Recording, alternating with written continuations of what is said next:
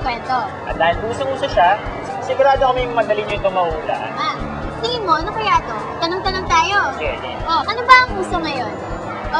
Friendster. Naku, hindi rin Friendster. Book report. Book report? Book Hindi. report. It starts with the letter R. Novela? Hindi yun eh. Pero nilalaro ito. Red Alert? Red Alert? Malapit Medyo na. malapit doon. Ginagamit din ng computer para malaro to. Ragnarok.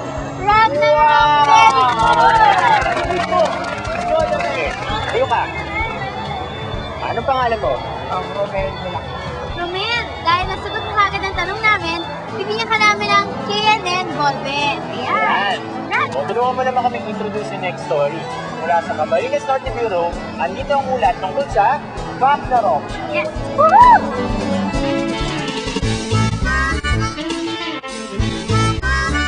Sino nga ba ang hindi pa nakaririnig sa larong Ragnarok, ang pinaka-hit na online role-playing game ngayon? Mula noong ipinakilala ito sa Pilipinas noong June 2003, libo-libong Pilipino na, mapabata man o matanda ang nahumaling sa larong ito. Sa katunayan, sa maikling panahon ito, iba't ibang version na ang inilabas ng Gravity Corporation, ang kumpanyang lumikha ng Ragnarok Online. At naging hit agad ito sa mga kabataan. Yung una, hindi sila nag-oriented. Nag-try sila, paano sila nag-create ng account. And then, the result, kung paano nila rin Ragnarok ito.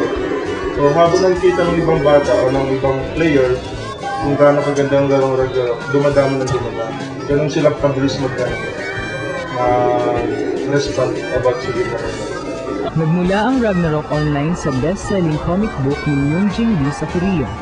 Sa librong ito, ang mundo ng Ragnarok ay kakikitaan ng mga digmaan sa pagitan ng mga Diyos, ng demons at ng mga tao. Dito umusbong ang iba't ibang kwento na siyang bumubuo sa mga pakikipagsapalaran sa larong Ragnarok. Tulad ng ibang role-playing games, walang tiyak na daloy ang storya ng larong ito. Ang player ang siyang gumagawa ng sarili niyang kwento. Siya rin ang pumipili ng mga katangian ng characters at ang lumilikha ng kapalaran nito. Taglay ng bawat tauhan ang mga tatanging kakayahan at katangian. At sa bawat laban na kanilang pinagdadaanan, nakakakuha ang mga characters ng karanasan upang matutunan ng ibang skills at makaakyat sa mas mataas na level. Para sa mga Ragnarok fanatics, higit pa sa kakaibang kombinasyon ng 2D at 3D animation at special abilities ng characters ang dahilan ng nasugid nilang pagtangkilik. Natututo rin silang gumawa ng sarili nilang strategies upang malampasan ang may hirap na pagsubok. Sa kakaibang thrill na nakukuha ng mga Ragnarok players, maraming mag-aaral ang mga engganyo maglaro nito. Kaya naman tinanong ko sila kung nakasasagabal ba ang paglalaro nito sa kanilang pag-aaral.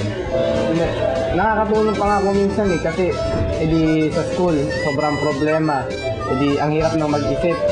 Kapag nagraragna, medyo nakaka-relax. Kasi kung minsan, meron kang makikilala sa ragna na mga college na mga alam na nila yung mga lesson. Kung minsan napaturo pa ako sa kanila. Tulad ni JC, isa rin si Ayon Yang sa nahihilig sa Ragnarok Online.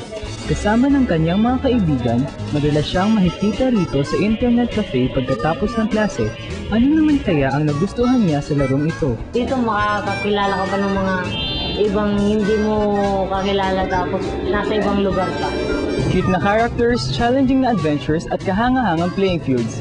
Ilan lamang yan sa mga dahilan kung bakit patok na patok ang Ragnarok Online sa mga kabataan natin ngayon. Subalit dapat pa rin nating alalahanin na may tamang panahon para sa paglalaro at na may mga prioridad tayo bilang kabataan. Tulad sa Ragnarok Online, ang ating buhay ay punong-puno ng mga pakikipagsapalaran at pagwawagi lamang tayo kung ating pagyayamanin ang lahat ng ating kakayahan.